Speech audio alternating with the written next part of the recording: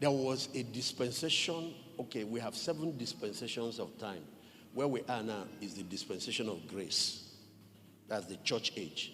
The next dispensation coming after this is the dispensation of the kingdom. When we get there, Jesus will be on earth physically, ruling this earth from Jerusalem for 1,000 years.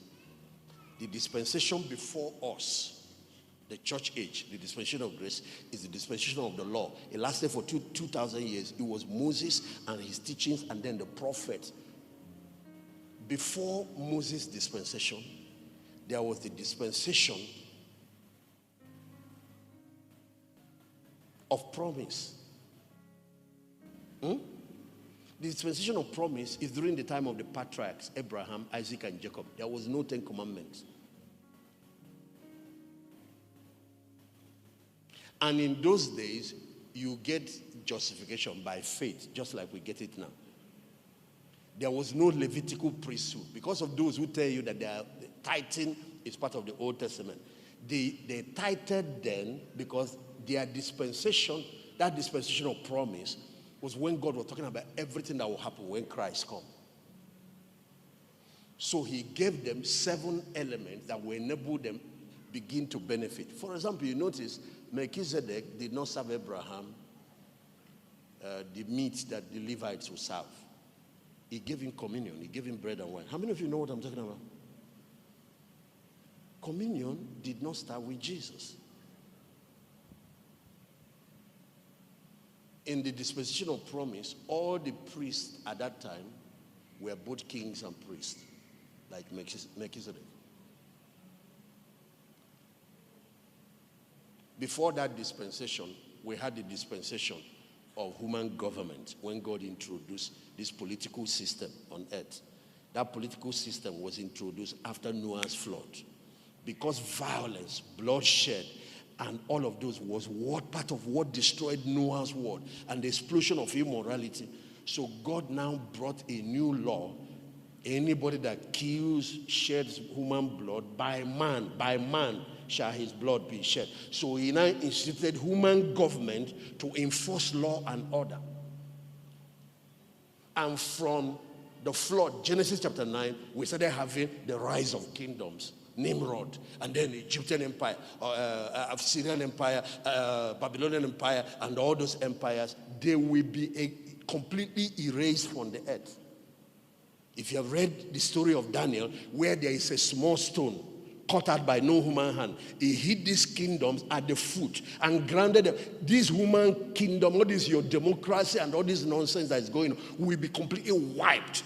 Many politicians will be in hell. Go and read and see where most of the kings of the earth are taken. And where they are taken is where Lucifer will later join.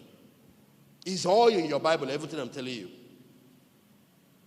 I don't know how you read that book, what you see with it in it.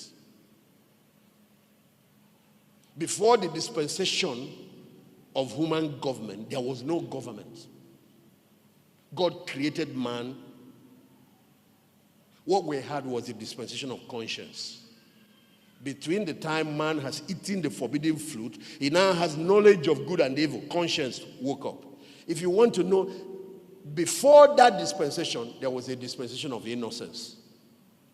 So we started with the dispensation of innocence. And it lasted only 7 years. And the devil thwarted it.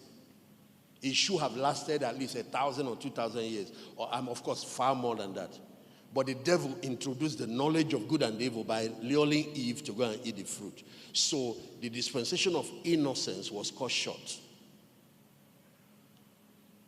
And the dispensation of conscience stepped in, where we now know. And if you want to know the difference between the dispensation of innocence and the dispensation of conscience, look at a baby. That's a dispensation of innocence. Even when a baby slaps you, he will smile at you because she's not trying to harm you. She's playing.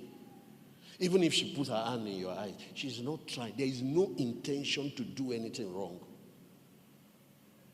And that's why you see them running around naked. That's how Adam and Eve were. And they were not ashamed.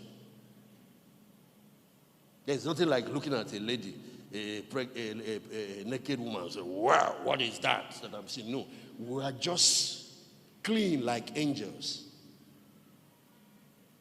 Or you look at somebody's watch, you want to now, nothing like that. But if you want to know the difference between the dispensation of innocence and the dispensation of conscience, watch what happened to you when your own eyes started opening. When you, especially as you became a teenager. The little girl, you were a boy, the little girl you used to play with as children, nothing. She's now getting to puberty. You too, you now look at her, wow. You think it's just boys? The girls too. Their own is worse.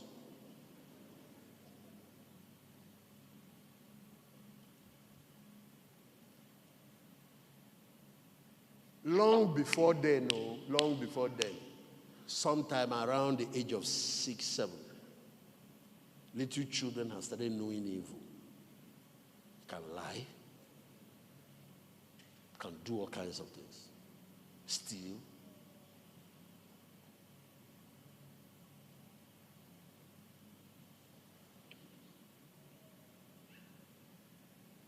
So before the dispensation of innocence, that is Adam in his pure state and Eve, no evil on earth. There was a dispensation of angels. When angels ruled the universe, something went wrong with their order. One of the order rebelled against God.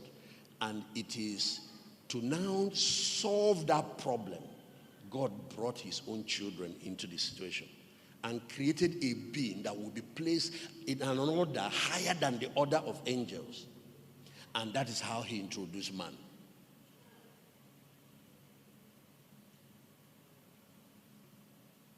Since I touched that Genesis 2, I need to let you know, before Adam showed up, angels ruled the universe.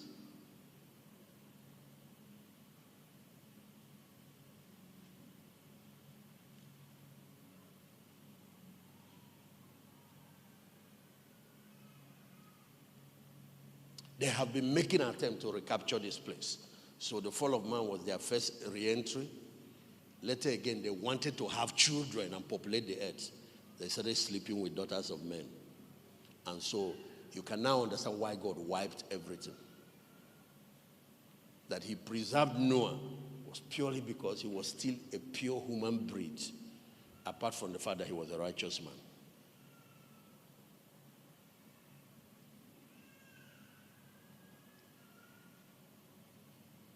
But we found out that in the days of Nimrod, after the flood, the giants reappeared. All those giants that they produced before the flood. So questions have been raised. Where did they come from? Some people said the third son of Noah, the one that is called Ham, that the girl he married was from the lineage that would have been destroyed. And God saved the girl because he was his wife. But the jinn has entered the boat. And so it was from his lineage. Immediately after the flood, he started giving birth. One of his sons, called Canaan, every child he gives birth to is mutated. They will have 6 fingers, 6 toes, and they are giants. Some of them will be up to 9 feet. Some will be up to 12 feet, some 13 feet tall. And the same wickedness that they were doing before reappeared. And that boy was the one that went to look at his father's nakedness. But not all his children. He had other children that came out of him that were normal.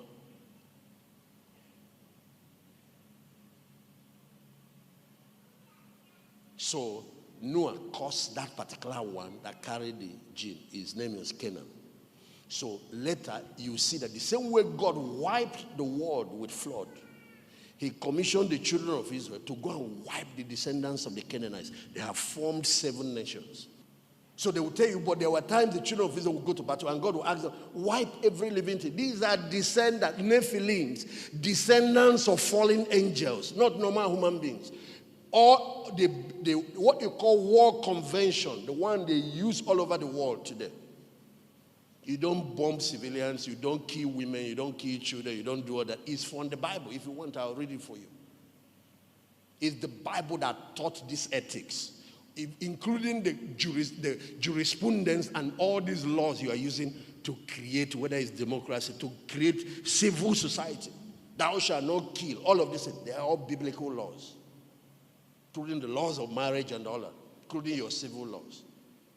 So how come there was an exception? 7 nations, those ones God will say, wipe everything, both women and children.